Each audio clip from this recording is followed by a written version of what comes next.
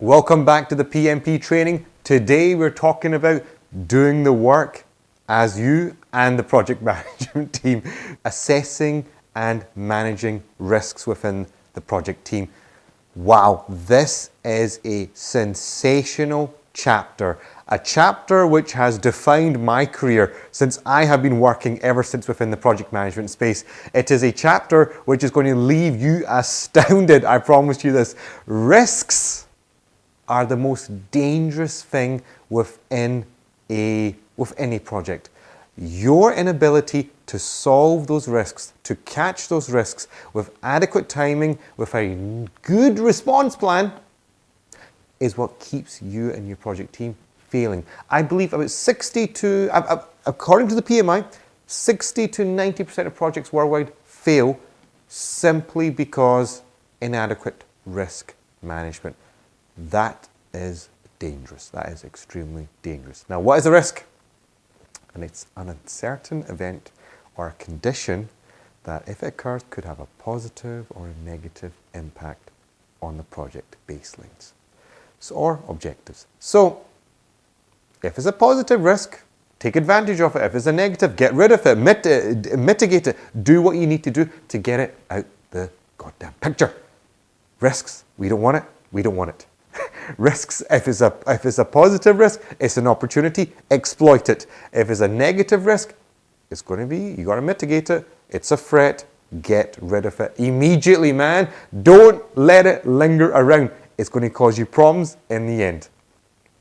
Trigger condition, this is the gun. This is the one when the guy pulls the trigger back and shoots at it. This is the thing that's going to trigger the risk. This is the risk is the bullet that's coming out the gun. You want to make sure you can control that trigger condition. You got to make sure that if you can spot what the trigger could be, you can eliminate that trigger and, control it. You need to be able to control this. This is all the criticality of the project manager, able to spot if this trigger happens, X, Y, and Z is going to end up happening. So trigger conditions lead to many risks, so you need to make sure you keep a track on it. But having said all that, you must have a risk management plan in place. I know you're probably saying, another management plan. That's all you keep saying to us all the time. I know, but you need to actually do it. You have to do it. These plans help you lay out a blueprint, a pattern for success, something that you can use in the future to guide you and your team to a nice conclusion to the project. Isn't that what you want at the end of the day? So the impact, the probability, the stakeholders, the appetite, get that all nicely mapped out so you can be in control. A risk management plan, you have a strategy in there, you have some methodologies. If you want to apply any methodology, timing, the funding, tracking documents, how you want to do it. So it's the A to Z, the whole 9 yards of risk management. Obviously these are some suggestions here, but you can think about how you want to take this in your own way going forward. I would recommend just ensuring you are, you have the basics down, and then as your project gets more and more complicated and more complex, then you might want to think of other ways, on other techniques on expanding the scope of these documents. So take it easy in the short term and then expand as you need to expand. Now, when it comes to identification, there are many, many different ways that you can identify. You can look at data, you can look at the analysis of that data, talk to the people, get people to actually voice what those actual risks are. Meetings, every meeting that you attend, guys, spend about 1 minute voicing out the risks. At the beginning of the meeting, team, any risks, get it written down so you and your team know what you need to target going forward. Classification.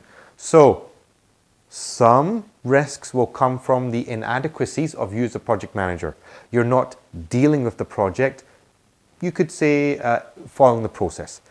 By you inadequately following the process, you might create these risks that could impact your team and your project going forward. So it can come from any of the key project management areas, but also it can be internal and external as well. So something that you need to keep in mind. And as I just said there, it could be internal, it could be external, it could be technically based, it could be non-technical, generic, you must have some sort of mapping in place so you know where it's coming from and how you're going to deal with it going forward. Classifications: known, known, unknown, unknown, unknown, known, unknown, unknown. Guys, this is lovely to really twist your minds on. You can read it up on the screen what's going on here. For me, it's just the case of if you know about it and it's in your head and you're aware of it, it's a known, and you can kind of just kind of drop it from there. You see from how it just kind of spreads out from there. Sometimes you know about the information and you don't have access to it, so you can see how it kind of just splices out from these angles here. So that's the different classifications. For me, the most important thing is I know where the source is, if it's internal or external, and how I'm going to deal with it going forward. Qualitative risk analysis. This is when you need to prioritize them. So obviously if you've got 1,000 risks on your team, it's going to be quite impossible to actually deal with them all. So you might need to say high, medium, low. You might also have to say these are very important, these are non-important. Get a separation, get a differentiation, which ones you need to focus on and which ones you need to get rid of. Very, very important going forward. Probability and impact matrix. I believe there's a picture coming up here, and you can see here's a picture here. So it shows you the risks and the kind of like a mapping of terms of the ratio of threat, the impact of that threat, and how it could affect there. So threats, opportunities, positive and negative. It's something that you can do. You don't have to do it. You can take it much more simpler. You can just map them down and categorize them high, medium, low. But if you want to take it one step further, feel free to try this out.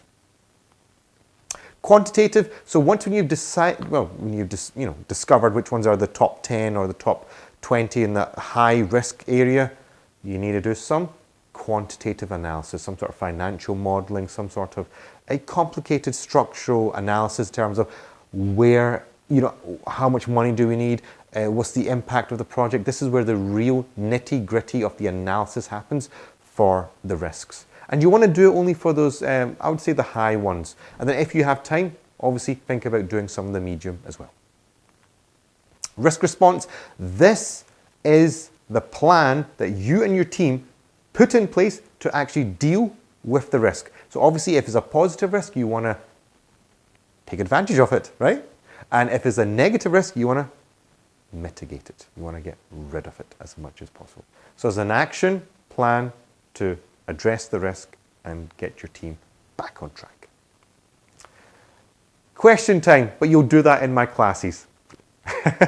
Risk response, as we were saying there, assign a person to implement that action, develop options, add resources, funding, you might need to do some funding in there as well, review secondary risks, anything you guys need to put in there. There's no real right or wrong answer here, but the major thing is that you are aware that there's different options that you can, different categories, different aspects that you can cover here, but you're covering it to the best of your abilities as possible.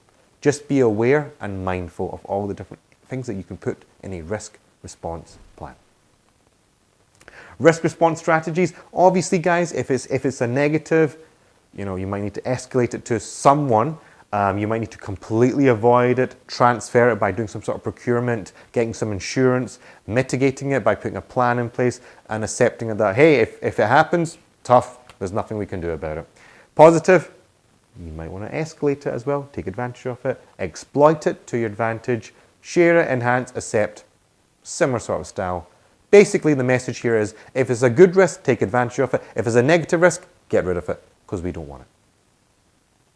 Contingency. There is situations where plan A fails. What do? We got to shift to plan B. Because plan B is going to ensure that our failure in plan A doesn't happen again. So it's a response which might be used in an event, a specific trigger, also known as a contingency plan or a fallback plan. For me, it's plan B. So always have a plan B ready, just in case. And obviously the contingency response strategies, you develop them in advance. It is only used when plan A has failed, and it allows you to react very quickly to situations that you're unable to really control. And it should be holistic in thinking. The entire PMP has this kind of mindset of applying things in the fullest view possible. that also applies to your contingency response planning as well. That's it for now. Hopefully you've enjoyed that. Leave me a comment down below, and until next time, guys, thanks for watching.